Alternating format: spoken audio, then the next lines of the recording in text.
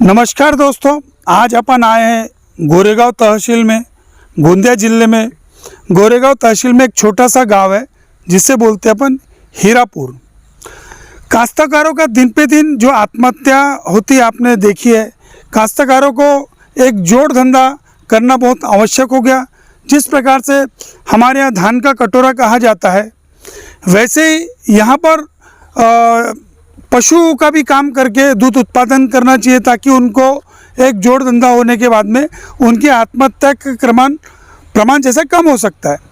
वैसे ही अपने यहाँ सरसों का और एक मोहरी का जो यहाँ संशोधन हुआ है, जिस प्रकार से अखिल भारतीय समन्वय जवस और मोहरी संशोधन प्रकल्प जो कृषि महाविद्यालय पंजाबराव देशमुख नागपुर के तत्वाधान से छोटा सा यहाँ पर एक संशोधन का कार्यक्रम हुआ था, जिनके उपलक्ष्य में यहाँ पर अपना जिला कृषि अधिकारी आए थे, तालुका कृषि अधिकारी आए थे और अध्यक्ष के तौर पे डॉक्टर वी.के. खर्चे और प्रमुख पाहुने के नाम से आनंद बल्लार सर आए थे।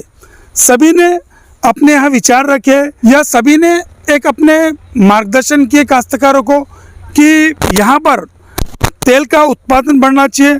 मेरे सामने देख रहे हो कि अपन यहाँ पर जिस खेती में आए हैं, यह अलसी की खेती है, जैसी मोहरी अलसी। इनसे जो तेल का उत्पादन करेंगे, तेल का उत्पादन करने के बाद में काश्तकारों को, किसानों को कहीं ना कहीं इससे लाभ मिलेगा। इसी के चलते यहाँ पर हीरापुर में एक छोटा सा संशोधन का कैंप रखा हुआ था। उस कैंप में हम आए थे और हमने हर अधिकारियों से जानने की कोशिश की। उन अधिकारियों ने काश्तकारों का मार्गदर्शन किए कि कम से कम 1 एकड़ में इनको 20,000 रुपये की लागत लगती है और कहीं ना कहीं 10 से 15 क्विंटल इनका अलसी का उत्पादन होता है।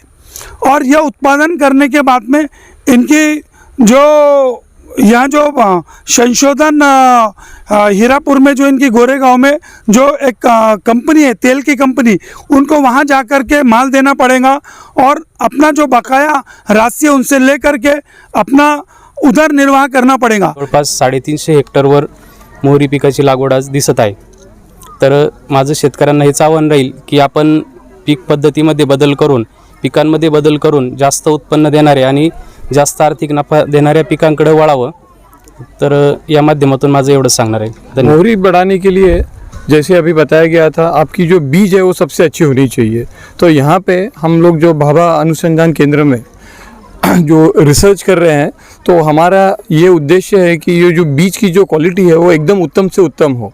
और इसके लिए हमारे सहयोगी है PDKV Akola, Nagpur college of agriculture, हम उनके बड़े आभारी है कि हमारे यहाँ पे जो भी हम लोग निर्माण करते हैं उसका जो टेस्टिंग वगैरह है हम लोग हमारे पार्टनर के साथ यहाँ पे करते हैं।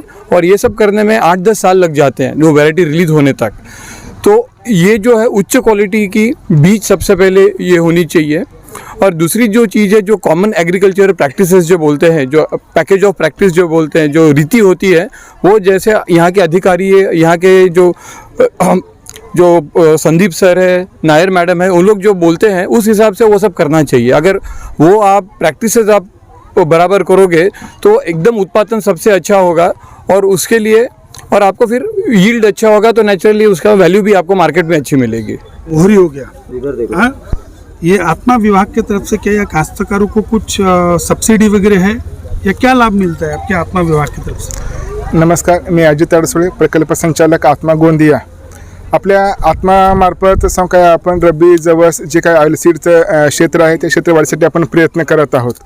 आणि फक्त क्षेत्रवाढीसाठी प्रयत्न करून न थांबता आपण मूल्य साखळी विकास म्हणजे व्हॅल्यू चेन डेव्हलपमेंटच्या माध्यमातून आपण प्रोंगेझरा फार्मर प्रोड्युसर कंपनीच्या माध्यमातून आपण प्रोसेसिंग व भविष्यात आपण ह्याला सेंद्रिय शेतीची योजनेची जोड दिलेली आहे की जेणेकरून ह्या शेतकऱ्यांना या FPOच्या माध्यमातून ह्याच्या शेतकऱ्यांना भविष्यामध्ये ऑर्गॅनिकच्या माध्यमातून आपल्याला पॅकेजिंग, ब्रँडिंग, मार्केटिंगच्या माध्यमातून थोडे 4 पैसे जास्त भेटतील, तसेच लोकांना किंवा ग्राहकांनाही चांगल्या क्वालिटीचं ऑइल आपल्याकडे मिळेल। सर तर आपल्याकडून काही आहे म्हणजे आहे का काही सबसिडी वगैरे लाभ वगैरे का भेटू शकते? ह्या वर्षी आपण आपल्या गोंदिया जिल्ह्यामध्ये जवळपास 600 एकरवरती आपण आत्माच्या माध्यमातून जवस आणि मोहरीचे पीक प्रतिष्ठिकाचं आपण आयोजन केलेलं आहे. जेव्हा आम्ही सुरुवातीला हा जो प्रोजेक्ट होता, जसं पोंगेदरा फार्मर प्रोड्युसर कंपनी जी आहे, तर हिला जेव्हा आपण नवीन प्रकल्पामध्ये समाविष्ट करत होतो तेव्हा आपल्याकडे जवळपास तेलबियाचं जे क्षेत्र आहे ते विचारण्यात आलं होतं.